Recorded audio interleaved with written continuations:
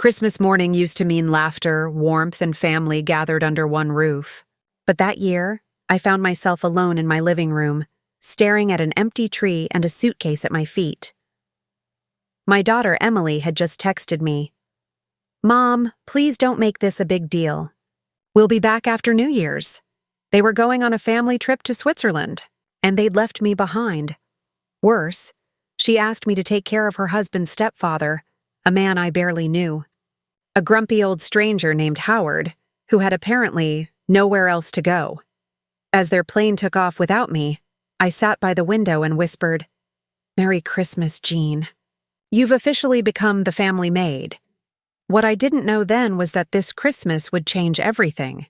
By the time they returned, I'd uncover secrets that would destroy their perfect little world. My name is Jean. I'm 58 years old, a retired schoolteacher from a small town in Oregon. After my husband Michael passed away 5 years ago, life became quiet. Too quiet. The kind of silence that makes you miss the sound of someone else's footsteps in the house. I poured my heart into staying close to my daughter Emily and her husband Ryan. They were all I had left.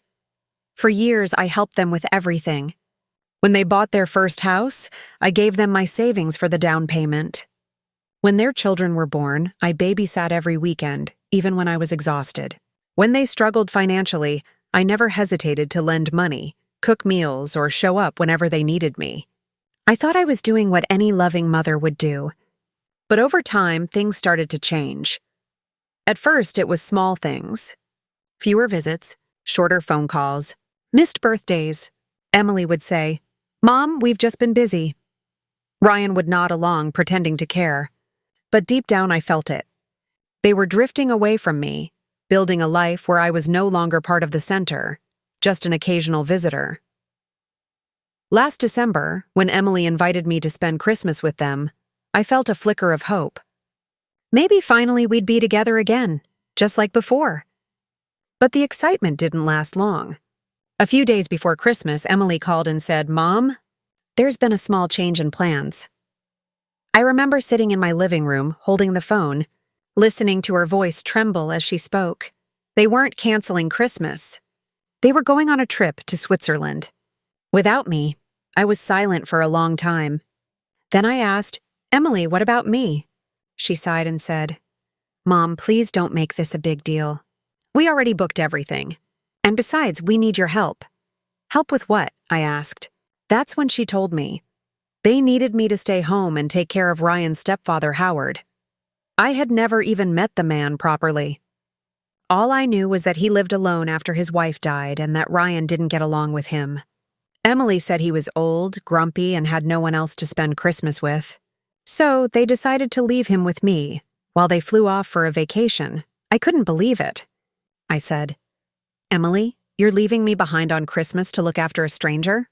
She replied softly, "Mom, please.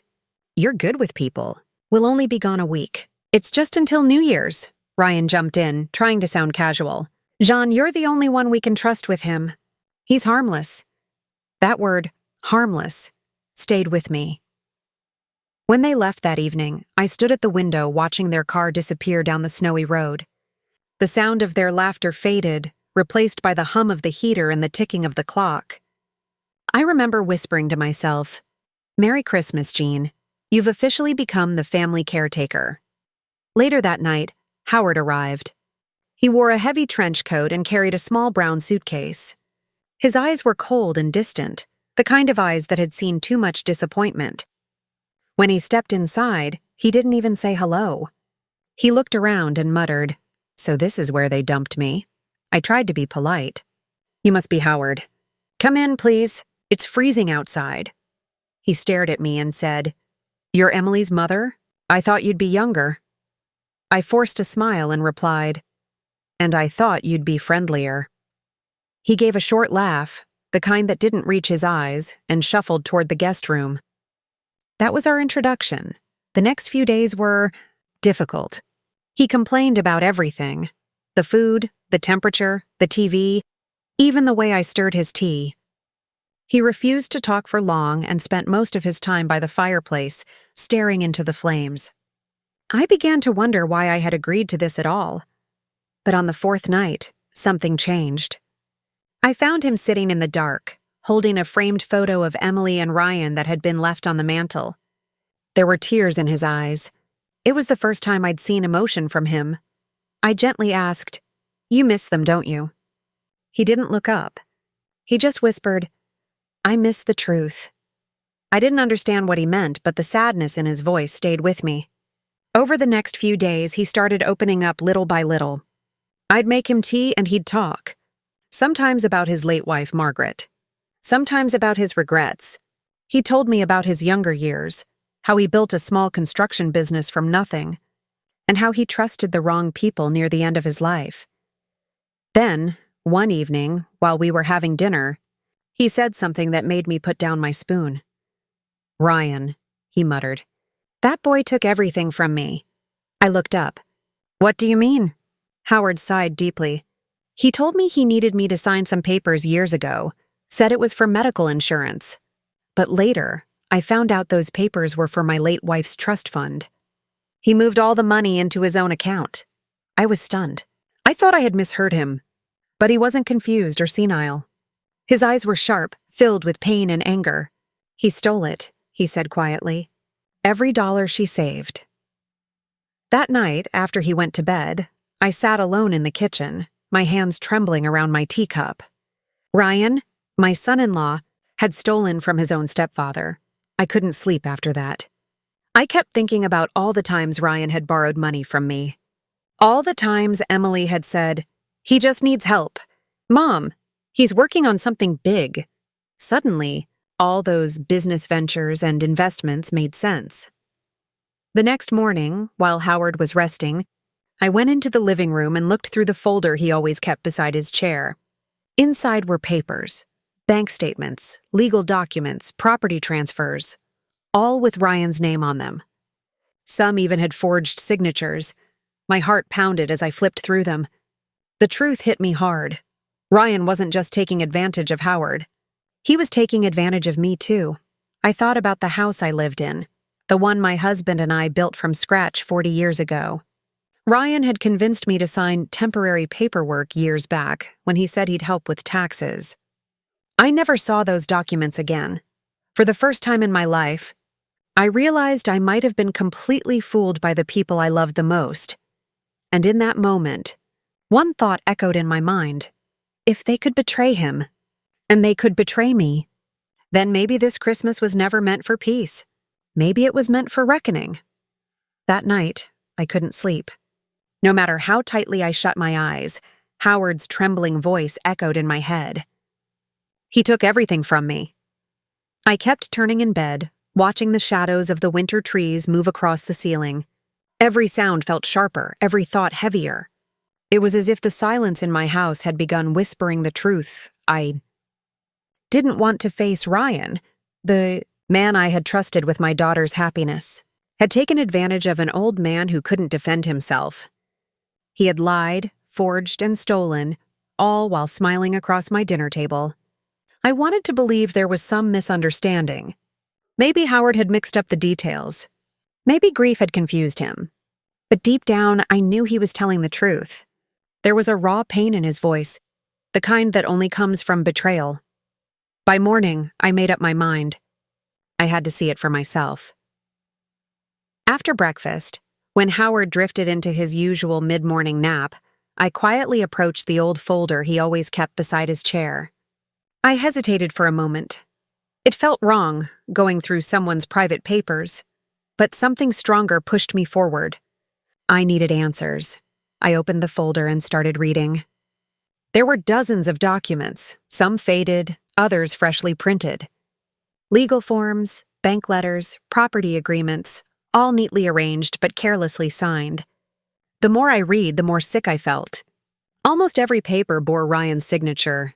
Some were typed with Howard's name printed incorrectly. Others had obviously forged signatures. It was all there, in plain sight. The proof of what Ryan had done. I whispered under my breath, "Dear God." He really did it. Howard had told me he lost his wife's trust fund years ago, and now I was looking at the evidence of exactly how. Ryan had made him sign a power of attorney document under the pretense of helping him with medical insurance. That document had given Ryan full control of Howard's finances.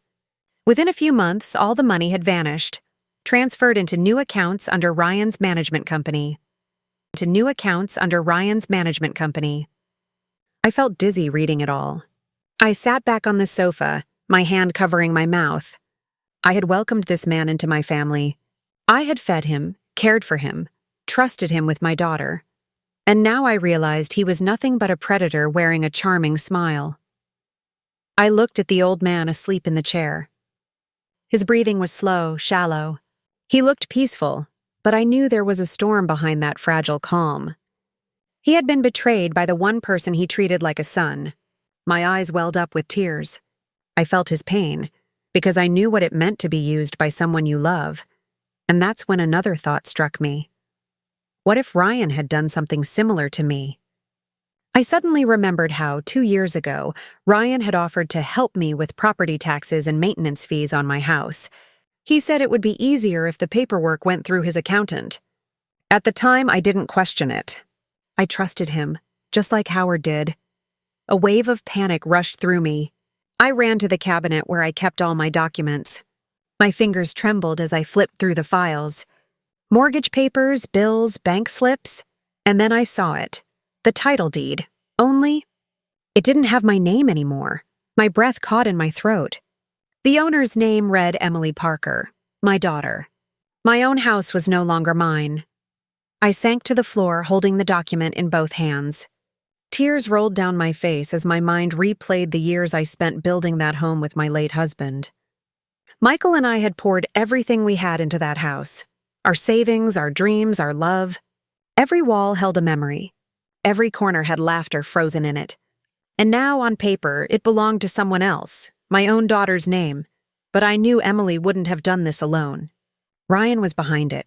I could feel it in my bones. He had manipulated her, just like he manipulated Howard. He probably told her it was for tax efficiency or some other fancy reason. And she, trusting her husband, must have signed without question. I sat there for hours, holding the papers in silence. The clock ticked loudly in the background, but I didn't hear it.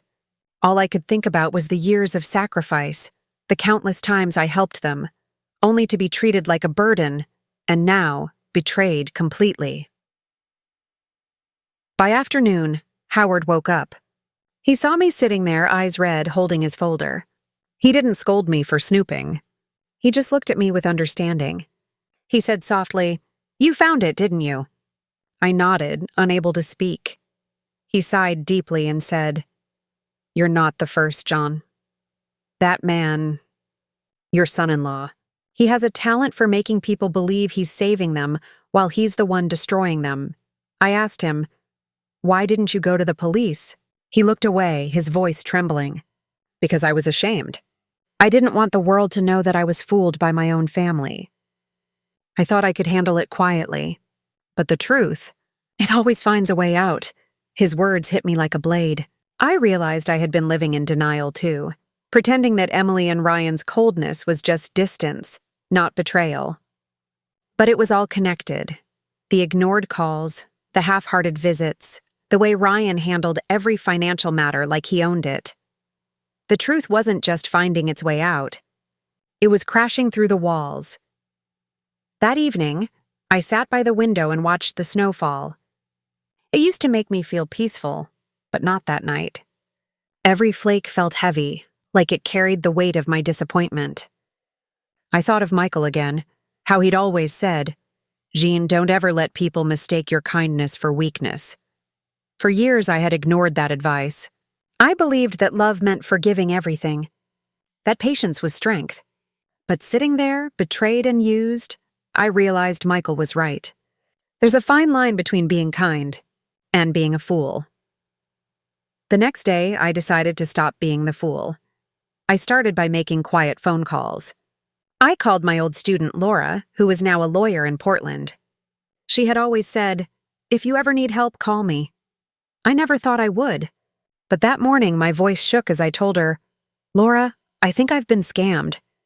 By my own family. She didn't waste a second. She told me to stay calm and scan every document I had. She explained that if my property title had been transferred without proper consent, we could reverse it, but we needed evidence. Evidence. That word became my new purpose. From that moment, I started gathering everything I could. I took photos of Howard's papers, recorded his statements on my phone when he talked about the documents, and made copies of my own files. Each night, after Howard went to bed, I worked quietly at my desk, building a case piece by piece. But I didn't stop there. I began observing Ryan's emails too, the ones that occasionally came through to Emily's shared account on my old laptop, which she'd left synced to my Wi-Fi. I found messages from banks, investment firms, and even a lawyer's office. He was moving money again, possibly preparing to sell something. The more I uncovered, the colder I felt inside. Ryan wasn't just greedy, he was dangerous. He used love like a mask, and everyone around him played a part in his game. Still, I didn't confront Emily. Not yet. I wanted to, but I knew she wouldn't believe me. She adored her husband and thought the sun rose and set on him. If I accused him without proof, she'd only defend him and push me away completely. So I stayed quiet. I cooked meals, smiled at Howard, pretended everything was normal. But inside, I was boiling. Each night, I stood by the window, whispering to myself, just a little longer. Jean, don't show your cards yet. Days passed like that, a slow, careful dance between anger and patience. I'd wake up, serve breakfast, and act like the same kind, harmless mother they all thought I was. But behind that calm smile, I was building a storm. One afternoon, as Howard and I sat by the fire, he looked at me and said, "You remind me of my late wife. She had the same fire in her eyes when someone wronged her. I can see it in you now." I smiled faintly and said, "Maybe it's time that fire burned for something right." That night, I stood in front of the mirror and looked at myself. The wrinkles, the tired eyes, the lines of grief that time had etched on my face. For the first time in years, I didn't see an old woman. I saw someone who was about to fight back, someone who had nothing left to lose. I whispered to my reflection, "He thinks he's outsmarted everyone, but he doesn't know me." Because now the game had changed, and I wasn't just a lonely mother anymore. I was a woman who had been betrayed and was ready to make it right. After that night, something inside me changed forever. I was no longer the quiet, forgiving mother or the gentle widow who trusted everyone around her. I had seen too much. I had been betrayed too deeply. From that moment, I stopped being the victim in someone else's story. I became the writer of my own ending. The next morning, I woke up before dawn. The house was silent, the kind of silence that almost hums in your ears. I brewed myself a cup of coffee, and as I sat by the window, watching the first light of morning touch the frozen grass outside, I whispered to myself, "It's time." I knew I couldn't act rashly. Ryan was clever, dangerously clever. He was the kind of man who smiled with his lips but measured every word, every gesture. If I wanted to take him down, I had to be quieter than him, calmer than him, and infinitely more patient. So I began my days like nothing had changed. I made breakfast, chatted politely on the phone, smiled when Emily sent me her usual texts asking how I was doing. But underneath that calm exterior, I was observing everything. Every word, every tone, every little gap between what they said and what they really meant. Whenever Ryan dropped by, I would offer him tea, act grateful, even ask him for small favors. And each time he relaxed a little more, believing I was still the same naive woman who'd trust him with her life. He had no idea I had already started keeping a small notebook. A notebook filled with dates, signatures, property details, and copies of every suspicious paper I could find. Late at night, when everyone was asleep, I'd tiptoe into the small study room where Howard used to keep his files. The air in there smelled of old paper and dust, and secrets. I carefully opened drawers, scanned documents, and took photos on my phone. My hands trembled, but I kept going. The more I read, the more I realized how cruelly Ryan had manipulated both of us. He had forged signatures not just once, but repeatedly. He had transferred properties, falsified legal papers, even changed contact information with the bank. He was living off stolen money, pretending to be successful, while the real owners, Howard and I, sat quietly, believing he was helping us. And what hurt me even more was discovering that Emily had been signing some of those documents too. I found her initials on a few of them, in her delicate handwriting that I knew so well. That was the night I broke down completely. I sat on the cold floor, hugging the folder to my chest, sobbing so hard that I could barely breathe. How could my daughter, my only child, do this to me? For years, I had sacrificed everything to give her a better life. I had worked 2 jobs when she was young, skipped meals to pay her tuition, sold my jewelry for her wedding. And now, this was what I got in return. But after crying for what felt like hours, I wiped my tears and whispered to myself, no more. If my love had made her blind, maybe my strength could make her see. That's when the plan truly began. I started recording my phone calls. I saved every message. I took photos of bank statements, old checks, and property files. I gathered evidence quietly, like a detective living under the same roof as the criminals. Then one afternoon, I decided to test Emily. I called her while pretending to be confused and weak. "Sweetheart," I said softly, "I'm thinking of dividing my savings soon. Just small things, for the future." She hesitated for a second before saying, "Mom, you don't have to worry about that. Ryan can handle all your documents for you." Her tone was cold, detached, like someone reading lines from a script. That was the moment my last hope broke. I realized my daughter wasn't just unaware. She was part of it. After that call, I went completely silent. I didn't confront her.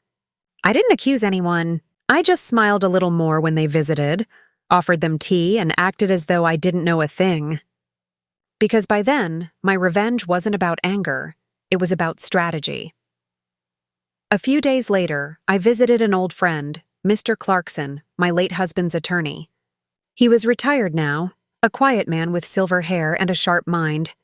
When I placed the evidence before him, he didn't speak for a long time.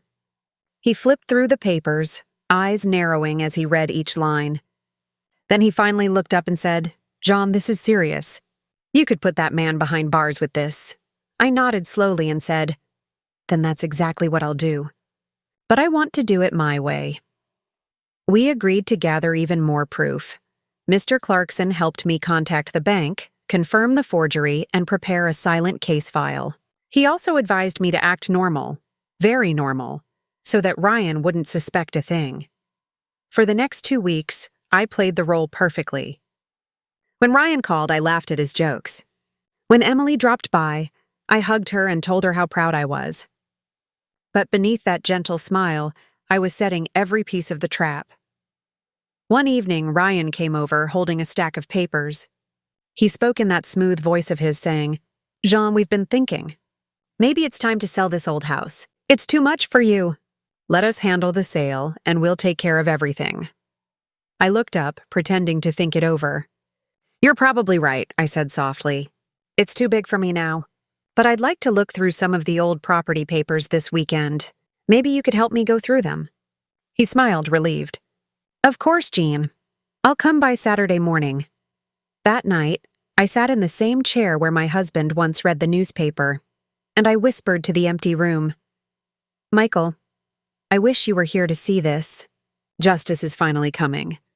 Saturday arrived quietly. I prepared the house like nothing unusual was happening. Coffee on the table, some old biscuits, the faint sound of Christmas carols playing from the radio. Ryan arrived right on time, wearing that expensive coat he probably bought with Howard's money. He sat down, confident as ever, and began flipping through the papers I had neatly arranged for him. He didn't know that one of those papers wasn't real. It was a decoy document, one that mimicked the fraudulent ones he had used before. It was a setup designed by my lawyer and the investigators. Ryan took the bait instantly. He picked up a pen and said, Don't worry, Jean. I'll just take care of this for you. And the moment his pen touched the paper, the door opened. 2 officers walked in, calm but firm. "Ryan Matthews," one of them said. "You're under arrest for fraud, forgery, and financial theft." The color drained from his face. He turned toward me, disbelief written all over his features. "Jean, what's going on? Tell them this is a mistake." I looked at him quietly and said, "The mistake was thinking I wouldn't find out." He tried to speak, but his words failed him. For the first time, the arrogance in his voice disappeared. As the officers led him away, he kept looking back, muttering, "Emily, tell them! Tell them!" But Emily was already at the lawyer's office by then. Mr. Clarkson had called her earlier, asking her to come in. When she saw the documents, the forged papers, the stolen accounts, the transfers in her name, she broke down. She confessed that Ryan had told her it was all legal, that he was just protecting assets. I listened to her sob on the phone later that night. She begged for forgiveness, saying she hadn't known. I didn't yell. I didn't cry. I simply said, "Emily, I hope one day you understand what your silence cost me." By the time the day ended, the house was quiet again.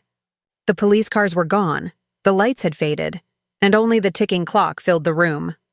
I sat by the window once more, the same place I had begun my plan, and let the silence wash over me. Revenge hadn't made me happy. It hadn't erased the pain, but it had given me something else, peace. A deep, quiet peace that comes from knowing that justice, though slow, always arrives. That night, I looked up at the sky and whispered, "Merry Christmas, Michael. It's finally over." The days after Ryan's arrest felt strange. The house was quieter than ever, but the silence didn't hurt anymore. It felt like a silence that belonged to peace, the kind that follows a long storm. I could finally breathe again. For the first time in years, I didn't have to pretend to be small or helpless, but even though Ryan was gone, the story wasn't over. Emily hadn't spoken to me since that night. She hadn't come by, hadn't called, not even to check if I was all right. At first I thought maybe she was too ashamed. But then I received a letter in the mail, one that made my heart sink all over again. It was from Emily. Her handwriting was shaky, the ink smudged. The first line read, "Mom, I can't face you right now." She wrote that Ryan had confessed everything. He admitted to manipulating her, forging my signature, and convincing her that transferring the house was just for tax protection. She said she didn't know how to undo the damage, that she had believed every word he told her. She ended the letter with, "I don't expect forgiveness, but I hope one day you'll remember that I was your daughter before I was his wife." I sat with that letter for a long time. My heart ached, but deep inside I knew this was the beginning of her awakening. Betrayal has a way of burning everything, but sometimes, in those ashes, truth is born. Meanwhile, Ryan's case spread fast. Small towns have big mouths, and soon everyone knew what he'd done, not just to Howard, but to me. I didn't go out much, but whenever I did, people stopped me on the street. Some whispered, "Poor Jean. How could her own son-in-law do that?" Others said, "She's brave. She stood up for herself." But I didn't feel brave. I just felt tired. A few weeks later, Mr. Clarkson called me to attend the court hearing. Howard was well enough to join me that day. We sat side by side in the wooden benches, our hands resting quietly on our laps. When Ryan was brought in, his face was pale and thinner than I remembered. He avoided my eyes. The judge read the charges: fraud, forgery, theft, and manipulation of legal documents. The evidence was clear. Every signature, every transfer, every recorded conversation laid bare. And when the verdict came, guilty on all counts, I didn't cheer. I didn't even smile. I just closed my eyes and let a single tear fall. Not for him, but for everything I had lost to his lies. As the guards led him away, Ryan turned once more, looking at me. His voice cracked as he said, "Tell Emily I'm sorry." I didn't answer. Some apologies come too late. Outside the courthouse, Emily was waiting. Her eyes were red, and she looked smaller than I remembered, fragile, almost like the little girl I used to walk to school. When she saw me, she hesitated for a moment, then ran forward and wrapped her arms around me. I stood frozen for a second, then slowly hugged her back. She sobbed into my shoulder, whispering, "Mom, I'm so sorry. I was blind. I should have listened to you." I brushed her hair gently and said, "You were in love, Emily.